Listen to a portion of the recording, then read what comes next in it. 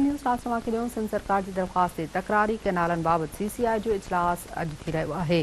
गॾियल मुफ़ादनि वारी काउंसिल जो इजलास वज़ीर आज़म शहबाज शरीफ़ जी सदारत हेठि थींदो। सिंध जे वॾे वज़ीर मुराद अली शाह समेत चइनी सूबनि जा वॾा वज़ीर इजलास में शरीक थींदा। वफ़ाक़ी वज़ीर ऐं चीफ सेक्रेटरी बि इजलास में शिरकत कंदा। सीसीआई जे इजलास में तकरारी कैनालनि बाबति क़तई फ़ैसिलो कयो वेंदो। आगाह करे रहिया आहियूं। इन अहम ख़बर जे हवाले सां तव्हांखे अपडेट कयूं त सिंध सरकार जी दरख़्वास्त ते तकरारी कैनालनि बाबति सीसीआई जो इजलास थी रहियो आहे। ॿुधायूं पिया त गॾियल मुफ़ादनि वारी काउंसिल जो इजलास वज़ीर आज़म शहबाज शरीफ़ जी सदारत हेठि थींदो।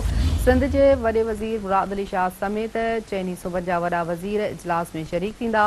वफ़ाक़ी वज़ीर ऐं चीफ सेक्रेटरी बि इजलास में शिरकत कंदा। सीसीआई जे इजलास में तकरारी कैनालनि बाबति क़तई फ़ैसिलो कयो वेंदो।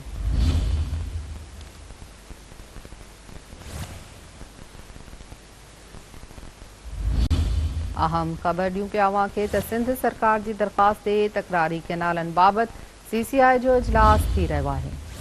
गॾियल मुफ़ादनि वारी काउंसिल जो इजलास वज़ीर आज़म शहबाज शरीफ़ जी सदारत हेठि थींदो। सिंध जे वॾे वज़ीर मुराद अली शाह समेत चइनी सूबनि जा वॾा वज़ीर इजलास में शरीक थींदा। वफ़ाक़ी वज़ीर ऐं चीफ सेक्रेटरी बि इजलास में शिरकत कंदा। सीसीआई जे इजलास में तकरारी कैनालनि बाबति क़तई फ़ैसिलो कयो वेंदो।